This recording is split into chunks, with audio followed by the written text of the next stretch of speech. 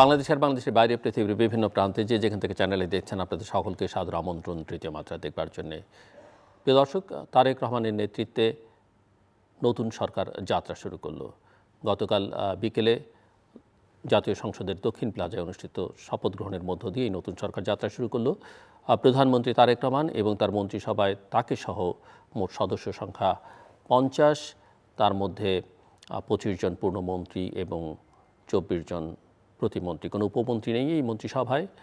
2 জন নারী সদস্য আছেন এবং সব মিলিয়ে প্রায় প্রত্যেক মন্ত্রী একাধিক মন্ত্রণালয়ের দায়িত্বে, একইভাবে প্রতিমন্ত্রীরাও একাধিক মন্ত্রণালয়ের দায়িত্বে আছেন, 2-1টি ছোটোখাটো ব্যতিক্রম বাদ দিয়ে। এর আগে গতকাল সকালে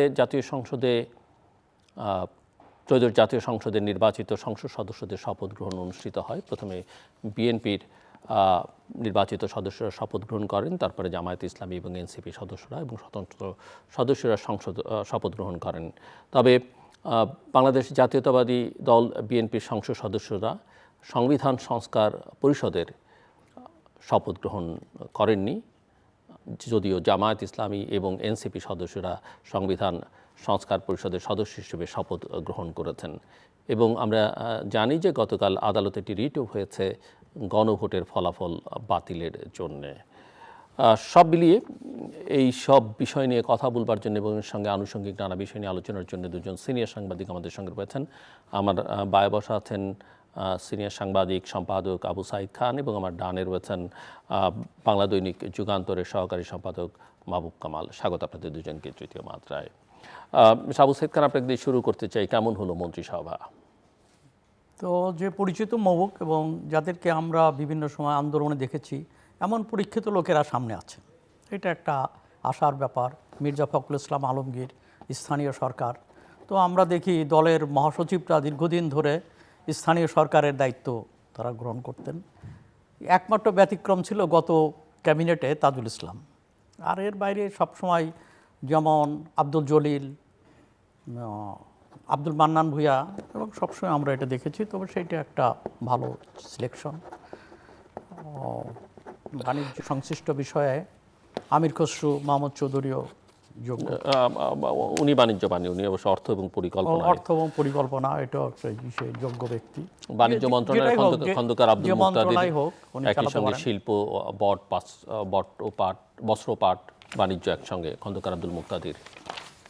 তো এইভাবে দেখেছি। তবে পররাষ্ট্র মন্ত্রণালয় থেকে মনে হচ্ছে যে আমি এটা বুঝতে পারি না যে আসলে তো সিজন পলিটিশিয়ানদের ভিতরে পররাষ্ট্রমন্ত্রী হওয়া উচিত। কারণ পররাষ্ট্রমন্ত্রী মানে এই না যেটা প্রতিমন্ত্রী আছেন শামা ওবায়েদ, সেইটা আছেন, কিন্তু মূল মন্ত্রীটা হওয়া উচিত ছিল। কেননা এটা রাজনীতিকভাবে আমরা অতীতেও দেখেছি, ধারণা যে টেকনোক্র্যাটরা বোধহয় এটা একটু ভালো করেন, কিন্তু আমরা অতীতে দেখেছি আসলে রাজনীতিবিদরাই তারা রাজনীতিবিদদের সাথে সম্পর্ক করতে পারেন, এটা রাজনীতির বিষয়।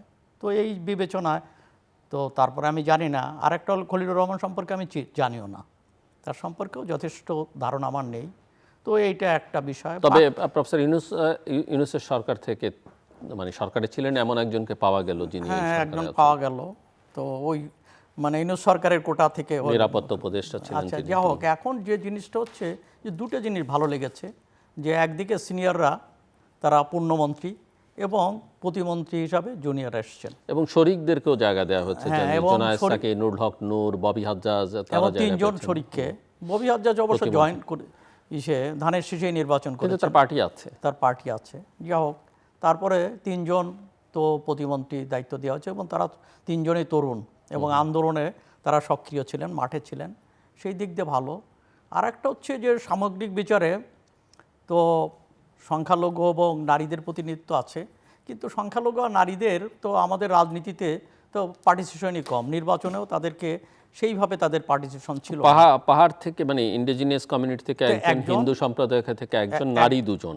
নারী 2 জন না 3 জন নারী? না, 2 জনই তো, আফরোজা খান রিতা এবং শামা ওবায়েদ। ও 3 জন, ফারজানা শারমিন পুতুলও আছে। 3 জন নারী তো হিসেব পেয়েছেন। তো সেই দিক থেকেও আমার মনে হয়, তা আমার কাছে যেটা বিবেচনা, যে সংখ্যালঘু, আদিবাসী এবং নারীদের আরও প্রতিনিধিত্ব থাকা দরকার। কেননা তারা তো, নারীরা তো সমাজের অর্ধেক। তো সেই জায়গা থেকে আমরা নিশ্চয়ই আশা করতে পারি। তো ভবিষ্যতে বিষয়গুলো বিবেচনায় রাখবেন। আর অন্য যারা আছে এবং বেশ কিছু নতুন মুখ আছে, বেশ কিছু ইয়া- অপরিচিত মুখ আছে, একেবারেই অপরিচিত সবাইকে তো সেরকম। চিনি না, ইয়াং এবং স্মার্ট অনেকে আছেন। মিলন, এহসানুল হক মিলন তিনি তো মিলন এর তো প্রতিমন্ত্রী হিসাবে খুবই ভালো করেছিলেন। এবার তো শিক্ষামন্ত্রী হয়েছেন। সেই সময় তার সময় আমার মনে হয় যে গণ টুকাটুকি নকল প্রতিরোধ করতে পেরেছিলেন। সেই জায়গা থেকে তাকে শিক্ষামন্ত্রী দেয়া এটা একটা ভালো হয়েছে। তো এই সব বিবেচনা আমার কাছে মনে হচ্ছে যে মন্ত্রী পরিষদ তো তার সক্ষমতার মধ্য দিয়ে এবং রাজনীতির বিবেচনা এটা হয়েছে। এবং আমরা তো দেখি কোনো সরকার এক এলাকার হয়ে যায়, এবার কিন্তু সেটা সেটা হয় না। নাই এটা একেবারেই। যেমন এমনকি অন্তর্বর্তী সরকার ও একটা অঞ্চলের সরকার হয়ে গিয়েছিল। তো এটা নিয়ে বহুত আলাপ আলোচনা এবং এমনি সাইজ, মন্ত্রিসভার সাইজ সম্পর্কে আপনার বক্তব্য? সাইজটা তো ঠিক আছে, কিন্তু 50 আগের তুলনায় বোধহয় ঠিকই আছে। ছোটই, কিন্তু এখন হলো যে পরে তো বেড়ে যায়, আমি জানি না এটা পরে বেড়ে যাবে কিনা। আমার মনে হয় যে এটা ঠিক আছে। আর একটা হলো যে একেবারে এর চেয়ে কম করাও সম্ভব না, কেননা তো অ্যাকোমোডেট করার বিষয় আছে, তাদের নেতা কর্মীদেরকে অ্যাকোমোডেট করার বিষয় এবং চালানোর বিষয়ও রয়ে গেছে। তো সব কিছু মিলে আমার মনে হয় যে মন্ত্রী পরিষদ এটা অনেক গ্রহণযোগ্য হয়েছে। এবং সেখানে এরপরে হচ্ছে তাদের পারফর্ম করার বিষয়, যে কে কেমন পারফর্ম করবেন সেটা দেখবার বিষয়। তো আপাতত আমরা এই মন্ত্রী পরিষদকে মানে গ্রহণযোগ্য এবং বিভিন্ন দিক বিবেচনায় করা হয়েছে বলে আমরা তাদেরকে এই ব্যাপারে তাদেরকে মানে ভালো নাম্বারই দেওয়া যায়। ওকে, থ্যাংক ইউ। মিস্টার মাহবুব কামাল। না, আমার মনে হয় যে মিনিস্ট্রিটা প্রায় সব সাইডই কভার করছে। হ্যাঁ, যেমন একটা তো তারেক রহমানের কমিটমেন্ট ছিল যে উনি এক ধরনের জাতীয় সরকার করবেন, একটা ঐকমত্যের সরকার করবেন, সেটা করা হয়েছে, কারণ ভিন্ন দলেরও মন্ত্রিত্ব দেয়া হয়েছে। আরেকটা হলো যে এখানে এবং একটা বিষয় বোধহয় যদ্দূর আমি এখন পর্যন্ত যেটুকু বুঝতে পারছি যে একমাত্র প্রতিরক্ষা মন্ত্রণালয়টা নিজের কাছে রাখা ছাড়া অন্য কোনো মন্ত্রণালয় তিনি রাখেননি। অতীতে দেখা যায় যেমন জ্বালানি মন্ত্রণালয়ের মতো গুরুত্বপূর্ণ, এগুলো সব প্রধানমন্ত্রীর কাছে থাকতো, গুরুত্বপূর্ণ 2-4টে মন্ত্রণালয়। তো তারেক রহমান প্রধানমন্ত্রী হিসেবে সম্ভবত একটা মন্ত্রণালয় নিজের হাতে রেখেছেন, প্রতিরক্ষা। জি। তো একটা তো হলো যে মানে ভিন্ন মতেরকে অ্যাকোমোডেট করছেন, জোনায়েদ সাকি, তারপরে নূর ইত্যাদি। 2 নম্বর হচ্ছে জেন্ডার ইস্যুটাও অ্যাড্রেস করা হয়েছে, নারী আছে। তারপরে ধরেন যে রিলিজিয়ন কভার করা হয়েছে, এখানে তো মাইনরিটি আছে। তারপর উনি যে অ্যাড্রেসটা করছিলেন after his return from London, যে পাহাড় এবং সমতল, সেটাও অ্যাড্রেস করা হয়েছে। ইট কাভার্স মানে অল সাইডস আমি বলবো। তো এখানে এই সাইজটা নিয়ে আমি একটু বলি। সাইজটা যে ছোট হলো এইটা কিন্তু একদিক থেকে ভালো আমি বলি, কারণ হচ্ছে মাথা ভারী করলে এটা হোয়াইট এলিফেন্ট হয়ে যায়। হ্যাঁ, যে এবং মন্ত্রণালয় বন্টন দেখে আরেকটা জিনিস লক্ষণ মনে হচ্ছে যে মন্ত্রণালয়কে কমিয়ে আনবার যে সুযোগ বা অনেকের প্রস্তাব, সেটা হয়তো এই এখানে বন্টনের ধরন দেখে বোঝা যায় যে কিছু কিছু মন্ত্রণালয়, যেমন একজনকে উনি বাণিজ্য, শিল্প, বস্ত্র, পাট দিয়েছেন, সড়ক, সেতু, রেলপথ, নৌ পরিবহন একজনকে দেওয়া হয়েছে, এরকম দেখলে বোঝা যায়। অর্থ পরিকল্পনা একজনকে দেওয়া হয়েছে, মানে একটু সিস্টেমেটিক করা হয়েছে এবং এগুলোকে চাইলেই আসলে মন্ত্রণালয় বা সরকারের আকার ছোট করে ফেলা যায়। হ্যাঁ, এবং আমাকে আকার ছোট হওয়াই উচিত। আমি মাথাভারী মানে মন্ত্রিসভা মানে পার্সোনালি আমি মানে লাইক করি না, কারণ এটা হোয়াইট এলিফেন্ট হয়ে যায় আর কি, পুষতে অনেক টাকা লাগে ইত্যাদি, তারপরে এটা রিটার্ন। যাই হোক, এখন একটু মানে মিনিস্ট্রি ওয়াইজ যদি বলি আমি, এটা ঠিক যে সাধারণত মহাসচিব বা জেনারেল সেক্রেটারি লোকাল গভর্নমেন্ট হয়। কারণটা হচ্ছে সম্ভবত এরকম যে যেহেতু মহাসচিব এন্টায়ার দলটাকে লিড করেন গ্রাসরুট লেভেল থেকে, তাহলে যেহেতু লোকাল গভর্নমেন্টের ব্যাপারটা গ্রাসরুটের ব্যাপার, সো সে সাইমালটেনিয়াসলি 2টা কাজ একসাথে করতে পারে। পার্টিও দেখা হইলো, আবার লোকাল গভর্নমেন্টে কেমন হলো এটা দেখা হইলো, এই কারণেই বোধ হয়। তবে লোকাল গভর্নমেন্টের যাকে দেওয়া উচিত তার বয়সটা কিন্তু কম্পারেটিভলি একটু কম হওয়া উচিত, কারণ ওনাকে অ্যাক্টিভ হইতে হয়। Mirza Fakhrul Islam is too old to handle, আমার কাছে মনে হয়েছে আর কি, যে টু হ্যান্ডেল মানে every nook and corner. But আবার ওনার দলের মহাসচিব থাকার কারণে গোটা বাংলাদেশ সম্পর্কে একটা ধারণা আছে। হ্যাঁ, ধারণা আছে, বাট আপনি যখন লোকাল গভর্নমেন্ট করবেন তখন মানে আপনার এনার্জি থেকে শুরু করে আবার আমরা অবশ্য এটাও বুঝতে পারছিলেন না যে এটা সাময়িক কিনা ওনার এই সেটাও হতে জায়গাটা, পারে। কারণ এখনো পর্যন্ত রাষ্ট্রপতির কে হবেন আমরা নিশ্চিত নই। হতে পারে। স্পিকার, ডেপুটি স্পিকার, সংসদে আদৌ ডেপুটি লিডার কেউ থাকবেন কিনা, এই জায়গাগুলো কিন্তু খালি আছে। হ্যাঁ হ্যাঁ, যাই হোক, এখন আমি দু একটা মন্ত্রণালয়ে বলি, সব তো আর বলা যাবে না। যেমন ধরেন যে শিক্ষা মানে যেটা এহসানুল হক মিনন, he has proved himself worthy in his last tenure. তবে মুক্তিযুদ্ধ মন্ত্রণালয়ে আমি নিজে পার্সোনালি এক্সপেক্ট করছিলাম যে ফজলুর রহমানকে দিতে, কারণ উনি ফাইট করছেন, মানে তিনি তো মন্ত্রিসভায় নেই। নেই হ্যাঁ, কেন নেই? উনি তো দীর্ঘ 16 মাস মুক্তিযুদ্ধের স্পিরিট। তবে মুক্তিযুদ্ধ মন্ত্রণালয় একজন মুক্তিযোদ্ধাকেই দেওয়া সেটা হয়েছে, ঠিক আছে। হাফিজউদ্দিন আহমেদ বীর বিক্রম। ঠিক আছে, ইনিও মুক্তিযোদ্ধা, তো কিন্তু এনার একটা এক্সট্রা আছে, এফোর্ট আছে, সেটা হচ্ছে দীর্ঘদিন উনি মুক্তিযুদ্ধের চেতনাকে সমুন্নত রাখার জন্য ফাইট করছেন। এটার একটা মূল্য দেওয়া উচিত ছিল। যাই হোক, এটা তারেক রহমান কী বিবেচনা করছেন উনি জানেন। তবে একটা মন্ত্রণালয় যেটা হচ্ছে ফরেন মিনিস্ট্রি, না, ফরেন মিনিস্ট্রিতে আমার কাছে একটু মানে জিনিসটা ফিশি লাগতেছে আর কি। হ্যাঁ, অনেকগুলো কারণ। একটা হচ্ছে যে গত মন্ত্রিসভায় উপদেষ্টা পরিষদে ছিলেন যেহেতু উনি অনেক বিতর্কিত হয়েছেন, তো আমরা সবাই জানি উনি বিতর্কিত হয়েছেন। তারপরেও ওনাকে কেন নেওয়া হলো এটা আমি বুঝলাম না। কারণ একটা ফ্রেশ থেকে উনি স্টার্ট করতে চাচ্ছেন দেশটাকে। হ্যাঁ, এই ফ্রেশ ইমেজটা একটু আমার মনে হয় হলো। কারণটা হচ্ছে আমি বলি, ফরেন মিনিস্ট্রি আপনার আমাদের জিও পলিটিক্সটাও দেখবে, ঠিক আছে? এবং জিও পলিটিক্সের চ্যালেঞ্জ, এটা খুব বড় ধরনের চ্যালেঞ্জ এখন। যেমন আগের স্টেক হোল্ডারের চাইতে নতুন দুটো অ্যাক্টর বের হয়েছে, একটা টার্কি এবং একটা Pakistan. So foreign minister has to handle মানে 3 big powers, 2 big powers, 1 semi big পাওয়ার, ইন্ডিয়া, চায়না, আমেরিকা, এবং দিস 2 নিউ 2। এবং এগুলোকে হ্যান্ডেল করা, এটা আমি জানি না এটা মানে কোনো এজেন্ডা ভিত্তিক নিয়োগ হয়েছে কি না, এটা আমার কাছে একটু রহস্যপূর্ণ এটা। হ্যাঁ, আমি কোনো প্রেসক্রিপশন থেকে হলো কি না, এবং যদি কোনো প্রেসক্রিপশন থেকে হয় তাহলে এটা আনফর্চুনেট, এবং ইট উইল মেক ট্রাবল যদি হয়। দেখা যাক কি মানে আসলে ব্যাপারটা কি।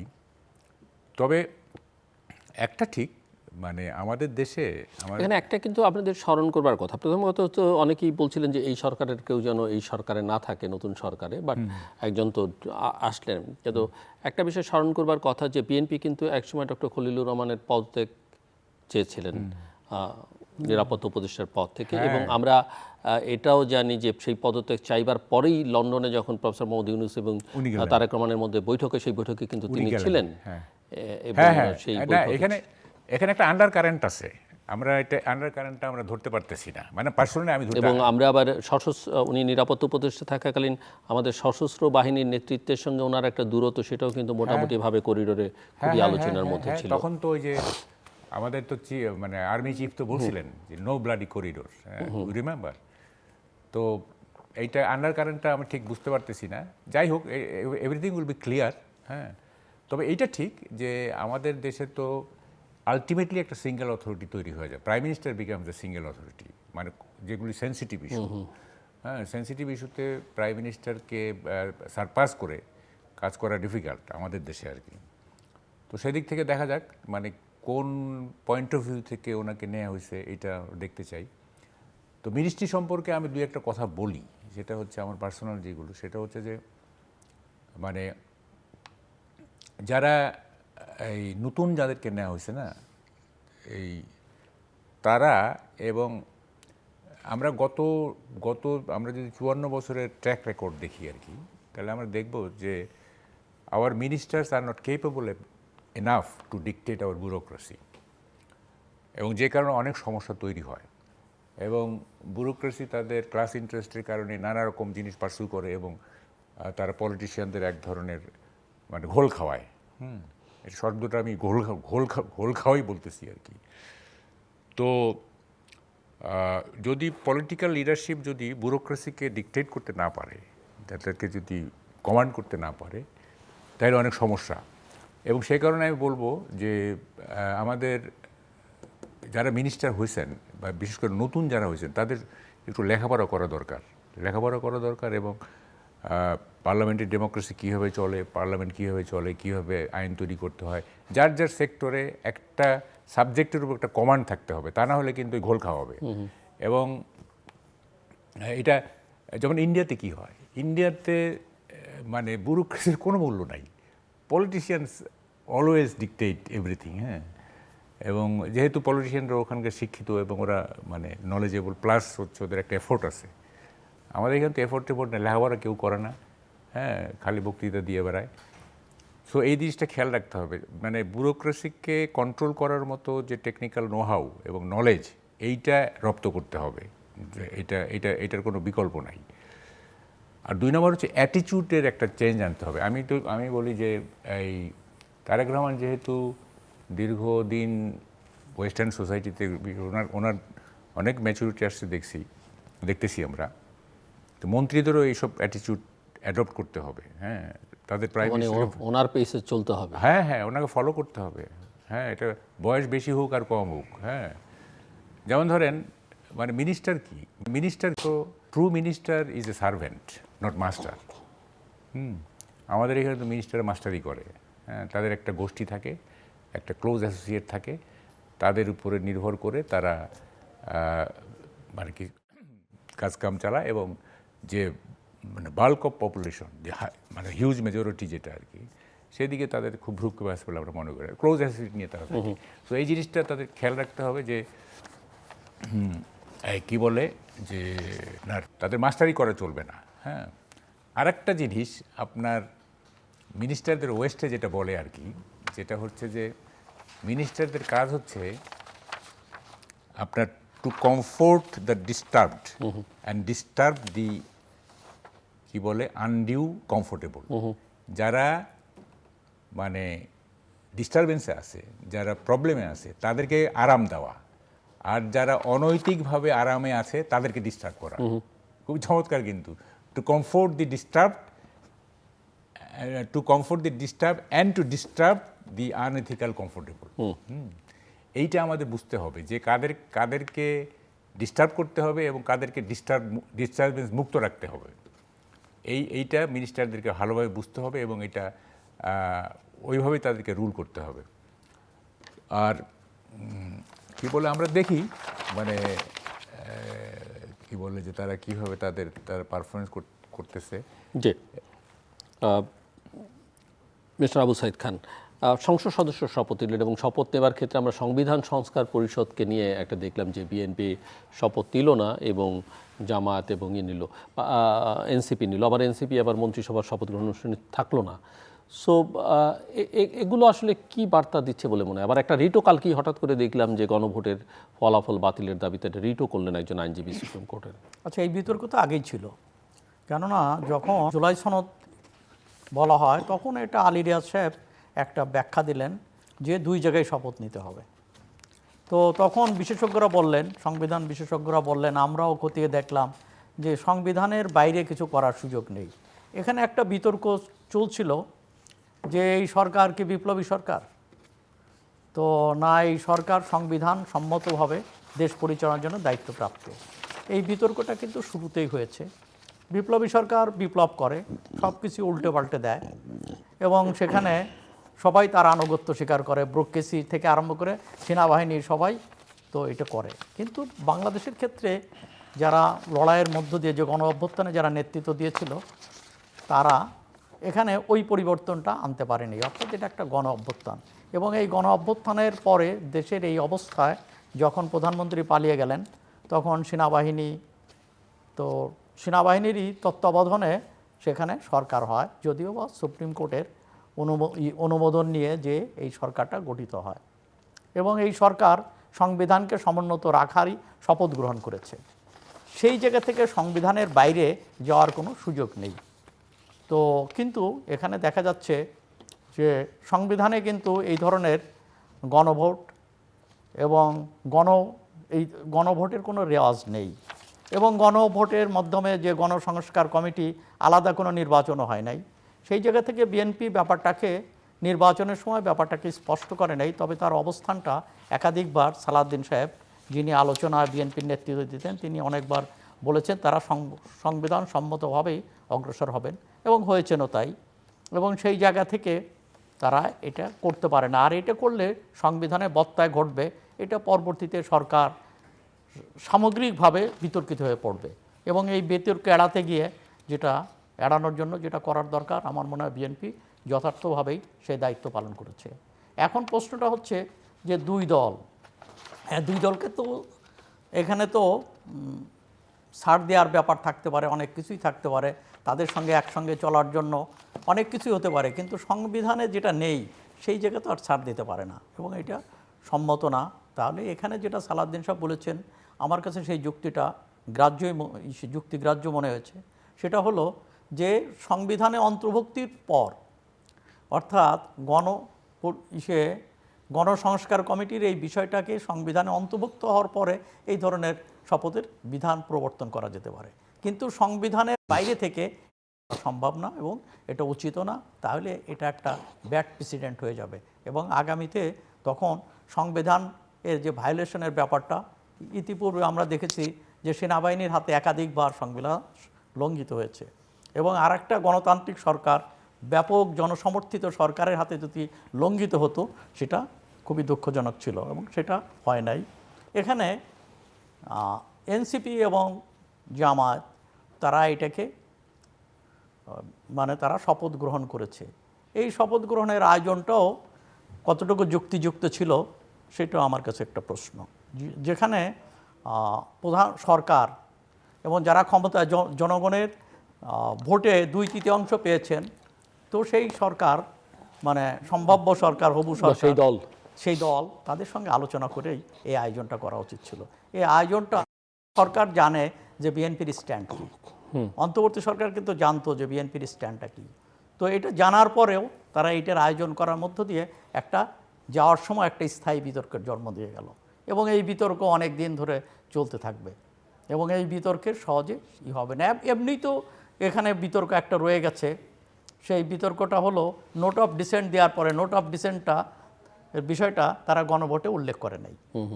তো তখন বিএনপি স্পষ্ট বলেছে যে নোট অফ ডিসেন্ট অনুসারে, অর্থাৎ তারা তাদের যে ঘোষণা দিয়েছে জনগণের কাছে, যে অঙ্গীকার করেছে সেই অঙ্গীকার তারা বাস্তবায়ন করবেন, এবং বিএনপি তার অবস্থানে রয়ে গেছে।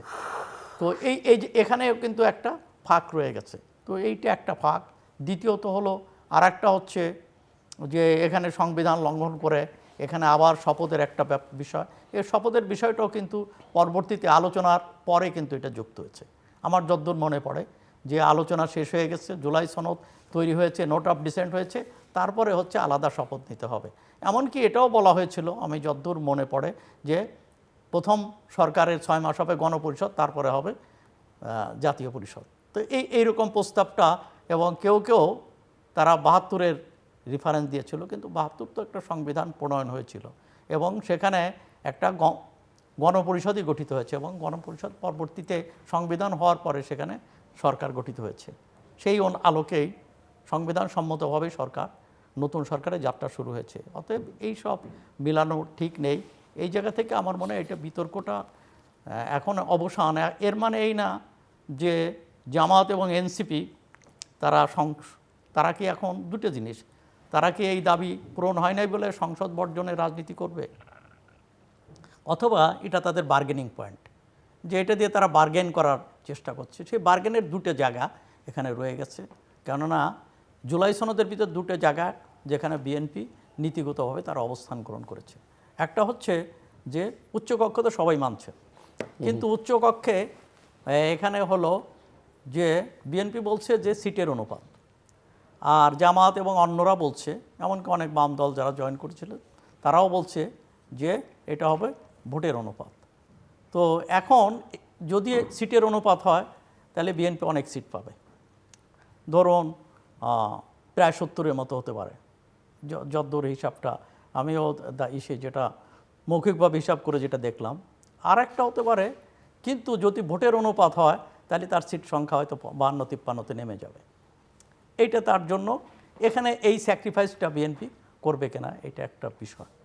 তো তো এই জায়গাটা কিন্তু বিএনপি স্পষ্ট করে তার ঘোষণায় রয়ে গেছে, কিন্তু সে স্পষ্ট করে এখানে বলছে না। এখানে তারেক রহমান একবার বলেছিলেন, আমার মনে হয় সেটা আমার ওই আছে, যে কেউ যদি আমাদের 31 দফাতে যেটা নেই, কিন্তু যৌক্তিকভাবে কেউ যদি নতুন কোনো প্রস্তাব দেয় সেগুলো আমরা বিবেচনা করব। তাহলে এই ক্ষেত্রে বিবেচনা করবে কিনা, এখানে একটা বার্গেনিং পয়েন্ট। আর একটা বার্গেনিং পয়েন্ট হচ্ছে যে প্রধানমন্ত্রী সেখানে কী কী দায়িত্ব পালন করতে পারবে, অর্থাৎ একই সঙ্গে দলীয় প্রধান এবং প্রধানমন্ত্রী থাকতে পারবেন কিনা এটা রয়ে গেছে। বিএনপি এখানে নোট অফ ডিসেন্ট দিয়েছে যে দলীয় প্রধান থাকতে পারবেন। বিএনপির যে বাস্তবতা, আমার ধারণা যে বিএনপি নোট অফ ডিসেন্ট দিয়ে বিএনপি যেগুলো অ্যাগ্রি করেছে এবং তার ম্যানিফেস্টোতে যেটা আছে সেটাই জনগণের কাছে তার কমিটমেন্ট। হ্যাঁ, আমার কাছে সেটাই মনে হয়েছে, এবং তার ভিত্তিতেই জনগণ তাকে ভোট দিয়েছে, নির্বাচিত করেছে। জুলাই চার্টারে কি আছে না আছে, এবং আমি শিওর জুলাই চার্টারের অনেক জিনিসই বিএনপির ম্যানিফেস্টোর মধ্যে আছে। হ্যাঁ, অনেক জিনিস আছে, কারণ তার আগেও তাদের 31 পয়েন্ট নোট অফ ডিসেন্টটাও আছে। আর একটা হচ্ছে যে এই জুলাই সনদটা একটা ভালো জিনিস, এটা প্রচার হয়েছে, কিন্তু এই জুলাই সনদে কি আছে না আছে এটা কিন্তু খুবই স্পষ্ট, এটা একটা জটিল ব্যাপার এবং অবোধগম্য ব্যাপার। তারপরে মানুষ যে ঠিক আছে একটা আন্দোলন হয়েছে, সনদ, তার ভিতরে যেটা সনদ তৈরি হয়েছে নিশ্চয়ই একটা ভালো জিনিস, ভোট দিয়েছে, কিন্তু এই জিনিসটা কিন্তু স্পষ্ট না। অতএব বিএনপি এখন তার জনগণ তাকে রায় দিয়েছে, তাকে সেই ম্যান্ডেট, জনগণের পাওয়া ম্যান্ডেটের বাইরে তার কিছু করার সুযোগ আছে কিনা সেটাও কিন্তু একটা বিবেচ্য বিষয়। জি, মিস্টার মাহবুব পাল, আপনি শুনছিলেন। এতদিন তো সবাই নানা রকম কায়দা কানুন করছে। আমার প্রশ্ন হচ্ছে যে এই যে বিএনপি একটা পজিশন নিয়ে নিল এবং জামাত এনসিপি আরেকটা পজিশন নিল এবং সরকার এটা আয়োজনও করলো সবার পজিশন জানার পরে, এগুলো আসলে কোনো সুবার্তা বা ভিন্ন ধরনের কোনো বার্তা দিচ্ছে? একটু পরে আসতেছি। আমি বলতেছি যে এতদিন 16 মাস তো সবাই অনেক কায়দা কানুন করছে, সব কায়দা করছে নানা রকম। তো বিএনপি শেষে একটা কায়দা করলো আর কি, হ্যাঁ, এবং শেষ কায়দাটা সে করলো, বিএনপি করলো। এবং দেখেন, মোরালিটি, পলিটিক্যাল মোরালিটি, এথিক্স, এগুলি একেবারেই ভুয়া জিনিস, বুঝছেন, একেবারেই ভুয়া জিনিস। কৌশল, কায়দা, এগুলি হচ্ছে মানে কি আসল কথা। এবং মরালিটি নিয়ে একটা খুব সুন্দর কথা আছে, সেটা হচ্ছে যে আপনি যদি একটা তেলাপোকা মারেন, if you kill a cockroach আপনি hero, but if you kill a butterfly, মানে প্রজাপতি যদি মারেন তাহলে আপনি বাজে লোক। কিন্তু দুইটারই কিন্তু প্রাণ আছে। সো মানে morality has an aesthetic standard vary করে কিন্তু, হ্যাঁ, ককরোচ মারলে একরকম, আবার প্রজাপতি মারলে একরকম। তো মোরালিটি এখানে নাই, বাংলাদেশে নাই, সব কায়দা কানুনের উপর চলতেছে এবং বিএনপি একটা ভালোই কায়দা করছে, এটা আমি বলবো। দেখেন, প্রথম কথা হচ্ছে যে এইটা তো বিপ্লবী সরকার না, এবং সংবিধান তো বাতিল করা হয়নি, তাই না? এটা যদি বিপ্লবী সরকার হইতো, সংবিধান বাতিল করতো, তাইলে নতুন সংবিধান প্রণয়নের জন্য একটা কনস্টিটিউয়েন্ট অ্যাসেম্বলি নির্বাচন হইতে পারত। যেহেতু কনস্টিটিউশন প্রিভেইল করতেছে, কনস্টিটিউশন অ্যাজ ইট ইজ আছে, সেইখানে তো আপনি you cannot violate the fundamental, কি বলে যে স্পিরিট অফ দি কনস্টিটিউশন, তাই না? ব্রিচ অফ কন্ট্রাক্ট আপনি করতে পারেন না। Violation of constitution is a breach of social contract, সামাজিক চুক্তিরও বরখেলাপ, কিন্তু এটা বুঝতে হবে। তো ফলে এখন আপনার গণভোটটা, এরকম গণভোট কনস্টিটিউশনে নাই, এরকম গণভোট, কিন্তু আপনি এটা করতেছেন, এটা আনকনস্টিটিউশনাল। আচ্ছা, এখন এরপরও সমস্যা আছে। আপনি যদি এটা করতেই হয়, জুলাই সনদকে যদি দিতেই হয়, তাহলে সালাউদ্দিন সাহেব যেটা বলছে সেটা হচ্ছে যে আগে এইটাকে সংবিধানে ইনকর্পোরেট করতে হবে, এটাকে সংবিধানে ইনকর্পোরেট করে তারপরে আপনাকে করতে হবে, কারণ যেহেতু এটা সংবিধানে নাই। এটা হলো একটা সমস্যা। 2 নম্বর হচ্ছে যে আপনার এই কি বলে যে বিএনপি না চাইলে এটা সংবিধানে ইনকর্পোরেট হবে না, সেটা বটে। হ্যাঁ, সেটাই আমি বলতেছি, কারণ 2/3 মেজরিটি তো তাদেরই। আচ্ছা, আরেকটা দেখেন, প্রস্তাবিত যেটা হয়, সব দলের ঐকমত্যের ভিত্তিতে যেটা প্রস্তাবিত, মানে সংস্কার প্রস্তাব, আর প্রদর্শিতটা কিন্তু ডিফারেন্ট। নোট অফ ডিসেন্ট এগুলো নাই। তো এটা তো ফাউল প্লে, তাই না? এটা মানে কি বলে, out and out a foul play. কী কারণে আপনি সবাই মিলে একটা করলাম, এ তো সালাউদ্দিন সাহেব তো দেখাচ্ছে যে আমি দেখেন এইটা এই আর এইটাই। তো এটা তো আপনি করতে পারেন না, এটা তো মানে কি বলে যে অসততা, ডিসঅনেস্টি এটা, তাই না? এখন বিএনপি যেটা হয়েছে না, আমি সাপোর্ট করি, কারণ আপনি যদি মানে if you are intelligent enough, তাইলে একটা কথা আছে যে sometimes you have to take selfish decision and do which one is best for you. কখনো কখনো স্বার্থপরের মতো সিদ্ধান্ত নিতে হয় এবং সেটাই করতে হয় যেটা আপনার জন্য সবচেয়ে ভালো। তো বিএনপি তাই করছে, স্বার্থপরের মতো সিদ্ধান্ত নিছে এবং তার কাছে মনে হয়েছে এটাই সবচেয়ে তাদের জন্য ভালো। এখন এইটা কতটুকু কি বলে যে আলটিমেটলি এইটা সাস্টেন করতে পারবে কিনা, মানে এইটাতে স্টিক করতে পারবে কিনা, সেটা নির্ভর করবে যে পলিটিক্যাল মুভমেন্ট কিংবা ধরেন পলিটিক্যাল ইকুয়েশন, মোমেন্টাম, এগুলির উপরে নির্ভর করবে। বাট এখন রাইট অ্যাট দিস মোমেন্ট হচ্ছে যে বিএনপি আপনার বিএনপির সাইকিটা আমি যেটা বুঝতেছি আর কি, তা সে অনুযায়ী আমার মনে হয় যে গণভোটটা ঝুলে গেছে, আমার কাছে যেটা মনে হচ্ছে আর কি। এবং যদি সেরকম প্রেশার না পড়ে, পলিটিক্যাল প্রেশার না পড়ে ফ্রম বাট আমি একটু জাস্ট এক কথায় যদি আপনার কাছ থেকে বলতে চাই যে গণভোট, জুলাই চার্টার, এটা খুব ম্যাটার করবে কি না যদি বিএনপির অঙ্গীকার রক্ষা করে। আমি অঙ্গীকার রক্ষা করে বলতে জুলাই চার্টারে তারা যেসব বিষয়ে সম্মত হয়েছে, তারা ম্যানিফেস্টোতে যেগুলো বলেছে, যার ভিত্তিতে তারা নির্বাচনে গেছে, বিজয়ী হয়েছে, সেটাই যদি তারা রক্ষা করে, তাহলে গণভোটে কি থাকলো না থাকলো, মানে কি হয়েছে না হয়েছে ফলাফল জুলাই চার্টারে কি আছে কি ম্যাটার করে কিনা, তো দরকার নাই তো সেই লিটল ম্যাটার। আর প্রথম কথা ওইটা কিন্তু আপনার মানে আপনার ভুল কি বলে যে অবজারভেশন, সেটা হচ্ছে ইশতেহার দেখে কেউ ভোট দেয় নাই। না, ইশতেহার দেখে ভোট দেওয়ার কথা বলছি না, বিএনপি তো জানে বিএনপি কি অঙ্গীকার করেছে, হ্যাঁ তা জানে, আপনি তো সাংবাদিক হিসেবে জানেন বা গণমাধ্যমগুলো জানে, কেউ না কেউ তো জানে, আমরা জানি, কিন্তু মানুষ, আমি সেটা বলেছি মানুষ ভোট দিক বা না দিক।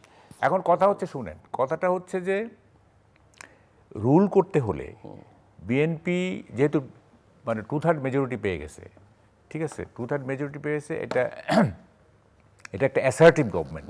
এটা এমন না যে কি বলে যে আমি রুল করতে না পারলে নো কনফিডেন্স আসবে এবং আমার পতন হয়ে যাবে, ব্যাপারটা কিন্তু এরকম না, ব্যাপারটা এরকম না। নো কনফিডেন্স আনলেও কোনো লাভ নাই।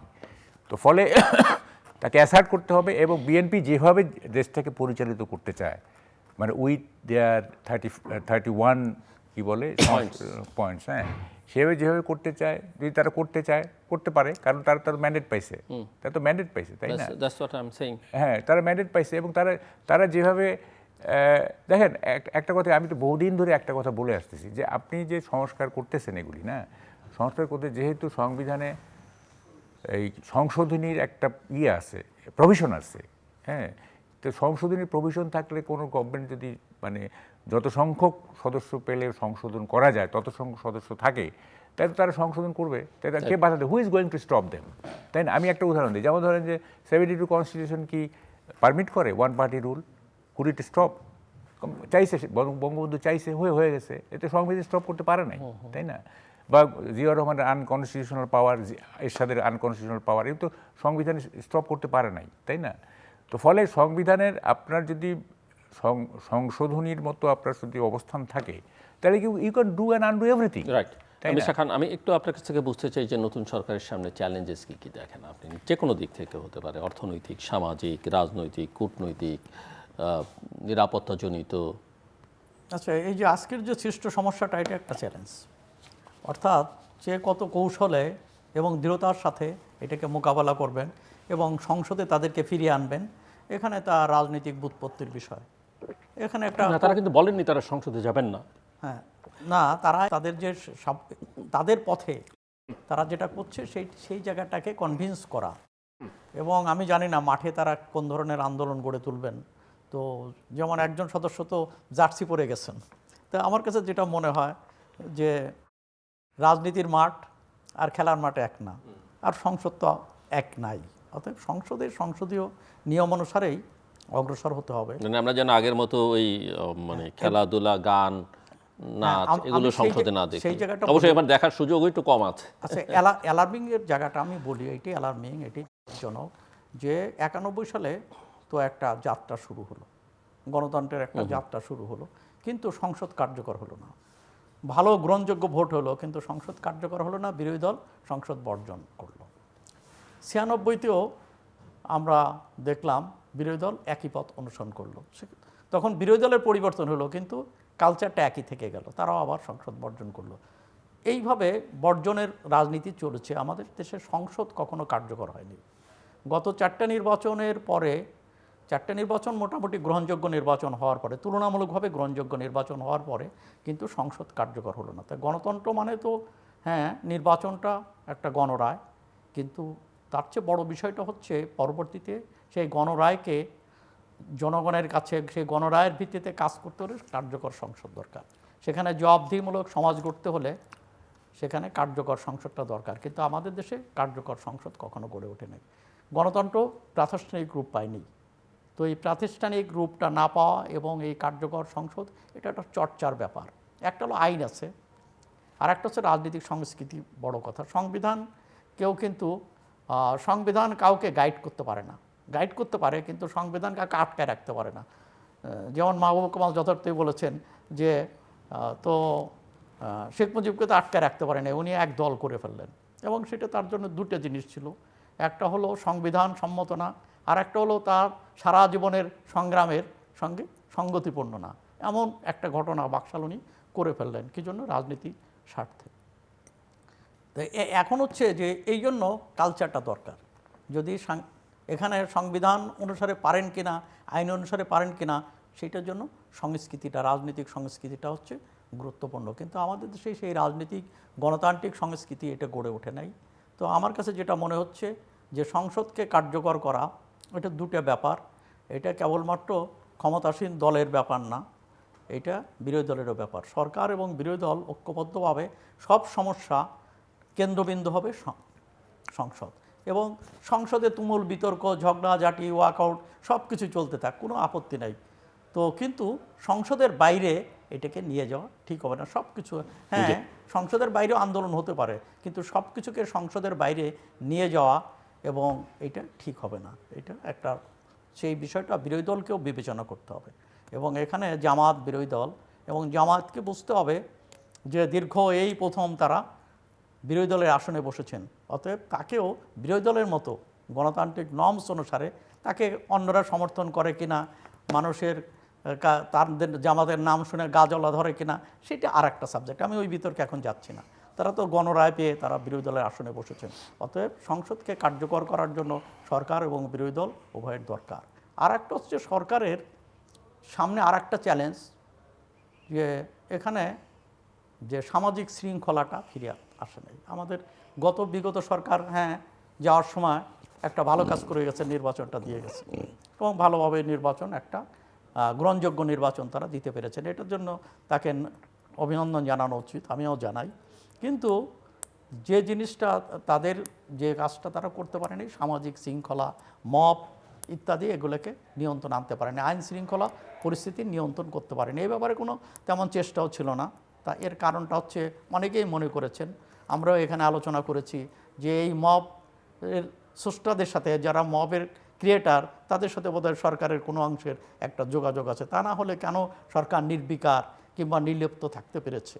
তো এই সব প্রশ্ন রয়ে গেছে। এখন এই সরকারের সামনে সবচেয়ে বড় বিষয়টা হবে আইন শৃঙ্খলা পরিস্থিতির নিয়ন্ত্রণ করা। এবং সেই সঙ্গে একটা জিনিস আমাদের বুঝবার ব্যাপার, যে ক্ষমতায় আসবার আগে তারেক রহমান অর্থাৎ বিএনপিকে একটা জিনিস ফেস করতে হয়েছে, সেটা হচ্ছে চাঁদাবাজদের দৌরাত্ম্য এবং দখলবাজদের দৌরাত্ম্য। এই দখলবাজ চাঁদাবাজরা সবসময় থাকে, সব দলেরই ছাতার নিচে তারা আশ্রয় গ্রহণ করে, এবং দল যখন ক্ষমতায় যায় তখন তারা প্রভাবশালী হয়ে ওঠে। তো এই জায়গাটা থেকে আমার মনে হয় যে উদ্যোগ তারা নিয়েছে, যেমন 7 থেকে 8 হাজার লোককে বহিষ্কার করেছে, এখন হচ্ছে এদেরকে ফিরিয়ে আনবে কিনা, কিংবা নতুন যারা এই ধরনের অপকর্ম করছে কিংবা করবে, তাদের ব্যাপারে এই প্রচেষ্টা অব্যাহত থাকবে কিনা। তো এখানে তাদেরকে বুঝতে হবে। এবং সবচেয়ে বড় কথা হচ্ছে প্রধানমন্ত্রীকে সবচেয়ে বেশি সতর্ক থাকতে হবে বা অ্যাকশন নিতে হবে, তার মন্ত্রী এমপিরা যদি সরাসরি কোনো কিছুর সঙ্গে যুক্ত হয় এবং সেরকম পাওয়া যায়, সেখানে প্রধানমন্ত্রী, কারণ নিচে আপনি হাজার হাজারের চাইতে উপরে 1-2 জনের উপর ব্যাপারে অ্যাকশন নেওয়াটা অনেক বেশি। প্রধানমন্ত্রী যে ভূমিকা পালন করেছেন অতীতে, আমার মনে হয় সেটা, সেখানে তারা অ্যাকশনে যেতে পারে নাই। তারা সাংগঠনিক অ্যাকশন নিয়েছে, কিন্তু তাদেরকে জেলে পোরা বিচারে আওতায় আনতে পারেনি। তখন তারা বলেছেন যে সরকার এটা করুক, আইন শৃঙ্খলা রক্ষা বাহিনী করুক। এখন তো আইন শৃঙ্খলা রক্ষা বাহিনী, তো সরকার তারাই সরকার, অতএব তাদেরকে কেবলমাত্র বহিষ্কার করলে হবে না, শাস্তির আওতায় আনতে হবে এবং এই ধরনের বিশৃঙ্খল এবং এই ধরনের অপশক্তিকে দলের ভিতরে এবং বাইরে সবাইকে দমন করতে হবে। আর একটা বিষয় হচ্ছে দলীয় শৃঙ্খলার ক্ষেত্রে বলি, বিএনপি পপুলার ভোটে জিতেছে, ব্যাপক জনগণের সমর্থনে তারা ভোট পেয়েছে। এই ভোটের মধ্যে কত পার্সেন্ট নেগেটিভ ভোট, কত পার্সেন্ট পজিটিভ ভোট, আমি সেই আলোচনায় এখন যাব না। তো এখানে তাদেরও মনে রাখতে হবে যে যত ভোট এসছে সব ভোট কিন্তু পজিটিভ ভোট না, ভালোবেসে নয়। জামাত ঠেকাও, 71-এর অপছায়া দেখতে চাই না, এমন অনেক লোক তাদেরকে ভোট দিয়েছে। তো সেই ভোটের কারণে তাদেরকে এখন তাদেরকে সেই রাজনীতি, যে রাজনীতি তারা করেছে, 71কে কিন্তু তারা আপহোল্ড করেছে, এই রাজনীতিটা ধরে রাখতে হবে। এই রাজনীতি ধরে রাখাটা তার জন্য একটা বড় চ্যালেঞ্জ এবং সেটা কেবল মুখে নয়, কার্যকরভাবে ধরে রাখাটা হবে তার একটা দায়িত্ব। আর একটা এই ক্ষেত্রে দলীয় শৃঙ্খলার ক্ষেত্রে আর একটা কথা বলি যে দলীয় শৃঙ্খলা কিন্তু রক্ষা করতে পারেনি। নির্বাচনে জিতেছে কেন 90টা সিটে, প্রায় 90টা সিটে আমি যতদূর জানি, যে সেখানে বিদ্রোহী প্রার্থীরা ছিল এবং বিদ্রোহী প্রার্থীর কারণে সেখানে তারা জামায়াতকে সুযোগ পাইয়ে দিয়েছে এবং জামাতের অনেক সিট পেয়েছে সেটাই বিদ্রোহী প্রার্থী থাকার কারণে, এবং তার ইমেজও ক্ষতিগ্রস্ত হয়েছে। তো এই বিদ্রোহীদের ব্যাপারে কি করবে, এটা কিন্তু একটা গুরুত্বপূর্ণ প্রশ্ন, ছোট প্রশ্ন না, ছোট মনে হতে পারে। অতীতে আমরা দেখেছি যে বিদ্রোহীদেরকে এসে ঘরের ছেলে ঘরে ফিরে আসছে এবং তাদের ফুলের মালা দিয়ে মিষ্টি মুখ করিয়ে তাদেরকে ঘরে ঢোকানো হয়েছে। এখন এই ক্ষেত্রেও এখন কি একই ঘটনা ঘটাবে? তো একই ঘটনা ঘটালে আপাতত মনে হতে পারে যে দল শক্তিশালী হবে, কিন্তু আখেরে কিন্তু ক্ষতি হবে, দলে শৃঙ্খলা কখনো ফিরে আসবে না। অতএব দলের শৃঙ্খলা ফিরিয়ে আনার জন্য এখানে দৃঢ় অবস্থান গ্রহণ করা দরকার। আর একটা হচ্ছে সবচেয়ে সামনে যে এটা, মানে এই সরকার যখনই আমি 1 মিনিটে শেষ করি, এই সরকার যখনই ক্ষমতায় আসলো তখনই কিন্তু রমজান শুরু হয়েছে এবং এই রমজানের বিষয়ে দ্রব্যমূল্য যেভাবে বেড়ে যায় এবং এইটা সব সরকারের জন্যই, সবার জন্য সবচেয়ে বড় চ্যালেঞ্জ এবং 2 দফা বাড়ে, একটা হচ্ছে রোজার শুরুতে বাড়ে আর একটা ঈদের সময় বাড়ে। তো আমার কাছে মনে হয় এইটা চ্যালেঞ্জ, দ্রব্যমূল্য নিয়ন্ত্রণে আনা, মানুষে যে বৈষম্য, এবং এটা জুলাই অভ্যুত্থান ছিল, সবচেয়ে গরিব মানুষের পার্টিসিপেশন বেশি, রিকশাওয়ালা, ফেরিওয়ালা সহ আপামর স্বল্প আয়ের মানুষ এই লড়াইতে তারা অংশগ্রহণ করেছে এবং তারাই বেশি রক্ত দিয়েছে। অতএব সেইটা বিবেচনায় রেখে বৈষম্যের অবসান করাও এই সরকার একটা কর্তব্য। প্রথমে সাইদ ভাই নির্বাচন সুষ্ঠু হওয়ার ব্যাপারে সরকারকে ধন্যবাদ দিলেন না, আমি সরকারকে ধন্যবাদ দিব না, আমি ধন্যবাদ দিব সেনাবাহিনীকে, মোর প্রিসাইসলি ফাইল অর্থাৎ যারা গ্রাউন্ডে ছিল তাদেরকে। সরকারকে আমি কোনো ক্রেডিট দিব না, কারণ আমরা দেখছি রেজাল্ট দিতে দেরি হবে, 6 মাস পরে এগুলি শুনছি আমরা, এগুলি টিকে নাই শেষ পর্যন্ত। যাই হোক, সেনাবাহিনী মোর প্রিসাইসলি আপনার একদম নিচের লেভেলের যারা 5 অগাস্টে বলছিল আমরা গুলি করতে পারবো না। দেখেন কোন প্রেমিসের উপরে দাঁড়িয়ে তারেক রহমান প্রধানমন্ত্রী হয়েছে, এটা আমাদের একটু বুঝতে হবে। তারপরে চ্যালেঞ্জ, গত 18 মাস সরকারের নির্বিকারত্বে 2টো বিষয় আমাদেরকে রুল করছে, এই দেশকে শাসন করছে 2টা কনসেপ্ট, একটা হচ্ছে মবক্রেসি আর একটা হচ্ছে ফ্যানাটিসিজম। তো মবক্রেসি যখন রুল করে তখন we are govern by ignorance, আর ফ্যানাটিসিজম যখন ধর্মান্ধতা, ধর্ম না কিন্তু, ধর্ম এবং ধর্মান্ধতা কিন্তু আলাদা বিষয়। যখন ফ্যানাটিসিজম রুল করে we are rule by superstition, কুসংস্কার, অন্ধবিশ্বাস দ্বারা রুল হই। এবং গত 16-17 মাস আমরা এইভাবে রুল হয়েছি, গভর্ন হয়েছি আমরা, by ignorance and by superstition. এই জায়গাটা বুঝতে হবে আমাদের। আরেকটা জিনিস বুঝতে হবে, ফাইটটা কী হয়েছে এই ইলেকশনটা। ফাইটটা হয়েছে প্রথমত liberal democrats versus ultra rightism. BNP led liberal democracy and 11 party alliance, তারা রাইটিজম কী করছে। আরেকটা হচ্ছে তারেক রহমান বলছিলেন যে আমরা ধর্ম দিয়ে নয়, আমরা মেধা দিয়ে ছাড়ব, অর্থাৎ the fight was between meritocracy versus theocracy. এটা বুঝতে, এটা কিন্তু বটম লাইন। মেধাতন্ত্র বনাম ধর্মতত্ত্ব, এই ফাইটটা এভাবে হয়েছে এবং মেরিটোক্রেসি ওয়ান ওভার, এটা হচ্ছে পাটাতন। এখন এখানে দাঁড়ায় আমরা দেখতেছি যে নানা রকম চ্যালেঞ্জ তৈরি হয়েছে এবং মানে এই যে বিদায়ী সরকার সেটা ইচ্ছাকৃতভাবে হয়তো কোনো কোনো চ্যালেঞ্জ তৈরি করছে, আমার কাছে যেটা মনে হচ্ছে। মানে একটা ধরেন এই যে কি বলে যে সরকারি কর্মচারীর বেতন ডাবল করে দেওয়া হলো, আপনি যদি এক্সিকিউট না করেন তাহলে তো রাস্তায় নামবে। আমরা তো এই ট্রেডিশনের মধ্যে আসি না যে আপনি বলছেন যে সরকারের জন্য ওই বিদায়ী সরকার একটা চ্যালেঞ্জ রেখে গেল। তারপরে ধরেন যে এই যে নন ডিসক্লোজার এগ্রিমেন্টের যে চুক্তিগুলি হচ্ছে, হইলো একটা তো শুল্ক, হ্যাঁ, এটার ভিতরে কী আছে আমরা জানি না। ব্যবসায়ীরা তো ওয়ারিড, তারা বলতেছে যে কী এখানে আছে। আচ্ছা, সরকারই নিজে কিছু কিছু চ্যালেঞ্জ তৈরিছে, এটা রিলে রেসের মতো এই সরকার এটা করবে, ইনহেরিট করবে। দেখেন, চ্যালেঞ্জগুলি আমরা যদি ক্যাটাগরাইজ করি তাইলে কয়েকটা ক্যাটাগরিতে ফেলতে পারি আমরা। একটা হচ্ছে ইকোনমিক চ্যালেঞ্জ, একটা হচ্ছে পলিটিক্যাল চ্যালেঞ্জ, একটা হচ্ছে সোশ্যাল চ্যালেঞ্জ, আর একটা হচ্ছে জিও পলিটিক্যাল চ্যালেঞ্জ আমরা যদি ক্যাটাগরাইজ করি। এবং ইকোনমিক চ্যালেঞ্জটা মানে একেবারেই আপনার কি বলে আশঙ্কামূলক। যেমন আমি নিজের কথা বলবো না, মানে আমি এমন কোনো লোক না যে আমার কথা বিশ্বাস করতে হবে, আমি তাদেরকে কোট করব, তারা রেসপন্সিবল লোক। যেমন ধরেন বাংলাদেশ ব্যাংক বলতেছে যে মুদ্রানীতিতে তাদের যে অবজারভেশন, তারা বলতেছে যে আপনার অর্থনীতি সন্ধিক্ষণে দাঁড়িয়ে আছে, ঠিক আছে।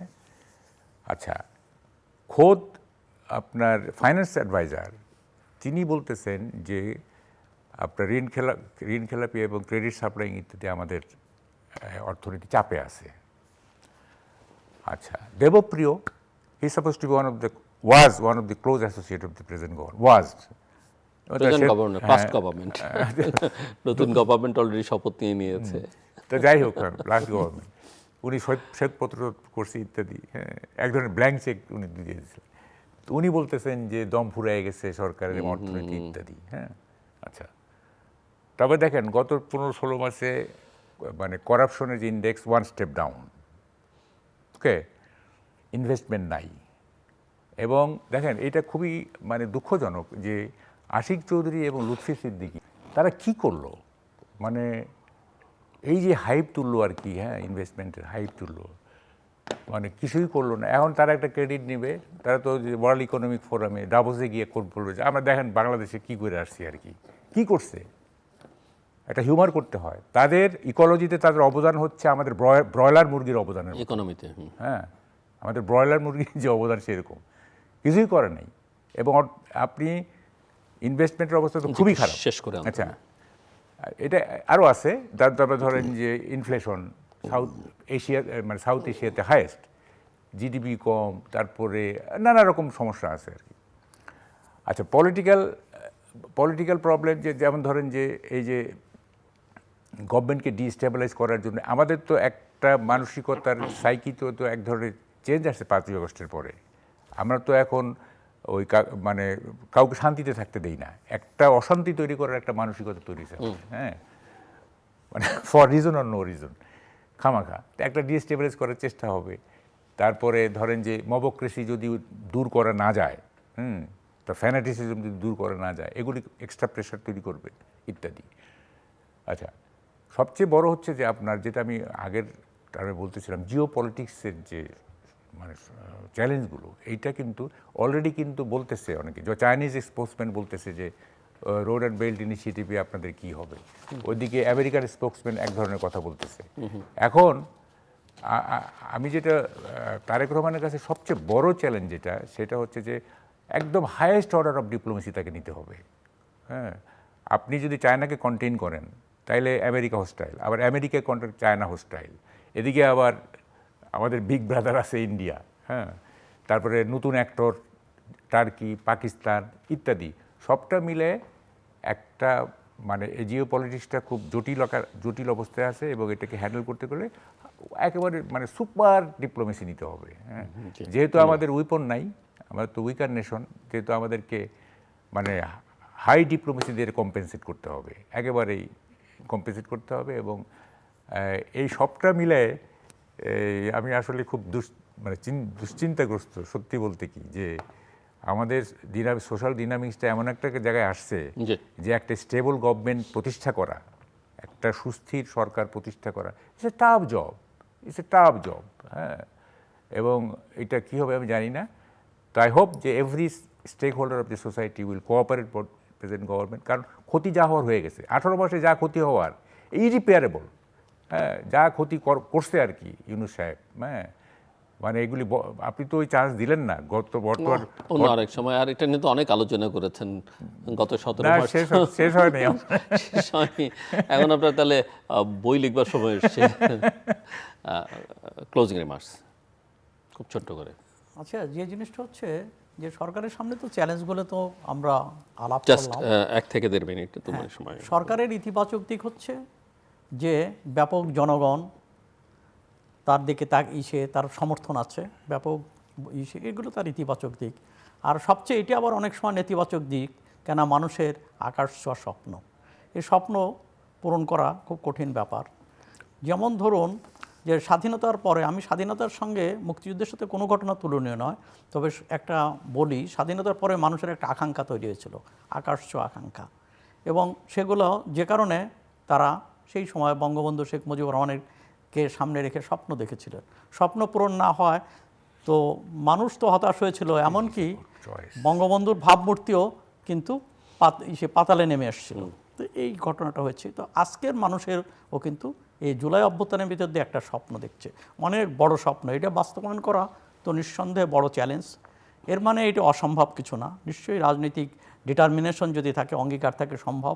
আমাদের মনে রাখতে হবে, একটা পত্রিকা আজকে দেখলাম 13 লাখ কোটি টাকা হচ্ছে ঋণের বোঝা আমাদের মাথায়। তো 13 লাখ কোটি, 23 লাখ কোটি, তো 23 লাখ কোটির ঋণের বোঝা নিয়ে আমাদেরকে চলতে হবে। সেখানে একটা দেশের ডেভেলপমেন্টের, এখন আমরা বাংলাদেশে এটা ব্যাখ্যা করা যেতে পারে যে স্টেজে আসছি, এখানে ডেভেলপমেন্টের শর্ত হচ্ছে ঋণ কমতে থাকবে, ঋণ কোনোভাবেই বাড়তে দেওয়া যাবে না। তো এই জায়গা থেকে আমার মনে হয় যে সরকারকে চ্যালেঞ্জ গ্রহণ করতে হবে, তবে সম্ভব। পলিটিক্যাল উইল হচ্ছে। দেড় মিনিট প্লিজ। হ্যাঁ, সেটা তারেক রহমানের প্রতি আমার একটা টিপস আর কি। সেটা হচ্ছে, প্রথম কথা হচ্ছে যে আপনার strategy is about choice and implementation is about action. Strategy ঠিক করার অ্যাকশনে যেতে হবে। আর 2 নম্বর হচ্ছে যে আপনাকে বাংলাদেশটাকে মনে করতে হবে it is a faceless society, কারো চেহারা নাই, কাজ আছে, হ্যাঁ, যে এটা বা আওয়ামী লীগ, এটা বিএনপি, এটা জামাত, এটা it should be a faceless society, এবং ওইভাবেই আপনাকে দিতে হবে। এবং আইনের শাসন যেটা আর কি, হ্যাঁ, আইনের শাসন ব্যাপারে আমার একটা কথা আছে। সবাই বলে কি নোবডি ইজ অ্যাবভ ল, কিন্তু এটা বলে না যে নোবডি ইজ অলসো বিলো ল। এটা কিন্তু কেউ, সবাই বলে অ্যাবভ ল, অ্যাবভ ল তো আছেই, আইনের ঊর্ধ্বে কেউ না, কিন্তু আইনের নিচেও কেউ না, অর্থাৎ আইন দ্বারা কেউ যেন সাপ্রেস না হয়। ফলে মানে nobody is above law, nobody is below law, এবং the country should be a faceless society. কারো চেহারার দিকে তাকানো যাবে না, ইরেসপেক্টিভ অফ পলিটিক্যাল অপিনিয়ন, আপনাকে রুল করতে হবে। দর্শক অনুষ্ঠান শেষ প্রান্তে আমরা সামাজিক যোগাযোগ মাধ্যম ফেসবুক, এক্স এবং ইউটিউবে তৃতীয়মাত্রা লাইভ স্ট্রিম হচ্ছে, আপনারা দেখতে পারেন। টেলিভিশনের পর্দায় দেখতে না পারলে যে কোনো সময় যে কোনো স্থান থেকে ইউটিউবে তৃতীয়মাত্রা চ্যানেলটি সাবস্ক্রাইব করে এই পর্ব বা পুরনো পর্বগুলো আপনারা দেখতে পারেন। মিস্টার মাহবুব কামাল এবং মিস্টার আবু সাইদ খান, অসংখ্য ধন্যবাদ এই আলোচনায় অংশ নেবার জন্য। দর্শক, দুজন সিনিয়র সাংবাদিক দেশের সর্বশেষ বিষয় আশা নিয়ে আলাপ করছিলেন। আশা নিরাশার কথা বলেছেন, সম্ভাবনার কথা বলেছেন, শুভ কামনার কথা বলেছেন, শঙ্কার কথা বলেছেন। একটা নতুন সরকার যাত্রা শুরু করলো প্রধানমন্ত্রী তারেক রহমান এবং তার নেতৃত্বাধীন মন্ত্রিসভা, এবং সেই সঙ্গে নতুন একটা সংসদও যাত্রা শুরু করলো। যেহেতু তারা জনগণের ভোটে নির্বাচিত হয়েছেন এবং আজকে তাদের প্রথম দিন, যাত্রা শুরুর দিন, আমরা তাদের অভিনন্দন জানাই এবং একই সঙ্গে তাদের জন্য আমাদের শুভ কামনা। কিন্তু মাথায় রাখতে হবে যে বাংলাদেশের মতো একটা দেশ অত্যন্ত অত্যন্ত জটিল একটা দেশ, অসংখ্য মানুষ, ছোট্ট ভূমি এবং অসংখ্য সমস্যা। তারা যদি সমাধানের পথে এগোতে থাকেন, মানুষ তাদের সঙ্গে থাকবে। সেই পথে যদি তারা না হাঁটেন, মানুষ তাদের সমর্থন কমতে শুরু করবে, এবং আমাদের জনগণের মধ্যে ধৈর্য একটু কম আছে, সেটাও তাদেরকে মাথায় রাখতে হবে। ঐতিহাসিকভাবেই আমাদের এই প্রবণতা আছে। এবং সবচেয়ে বড় কথা হচ্ছে যে আমরা যারা আজকে তাদেরকে শুভকামনা জানাচ্ছি, অভিনন্দন জানাচ্ছি, এবং পেশাগত, যেহেতু আমরা তিনজনই যে পেশার মধ্যে আছি, আমাদের মূল কাজ হচ্ছে তাদেরকে নজরদারির মধ্যে রাখা এবং তাদের কার্যক্রমকে কর্মকাণ্ডকে সবসময় চ্যালেঞ্জের মধ্যে রাখা, প্রশ্ন করা এবং সেটাকেও তারা সহমর্মিতার সঙ্গে সহিষ্ণুতার সঙ্গে গ্রহণ করবেন আমরা আশা করব। সেটা যদি না করতে পারেন তাদের বিপদের আশঙ্কা আরও বেশি থাকবে। যারা বিজয়ী হয়েছেন, শপথ নিয়েছেন, মন্ত্রিসভায় আছেন এবং স্বয়ং প্রধানমন্ত্রী তারেক রহমান, আপনাদের সবার জন্য শুভকামনা এবং আপনাদের সবাইকে অভিনন্দন। দর্শক মণ্ডলী, আপনাদের সবার জন্য শুভকামনা।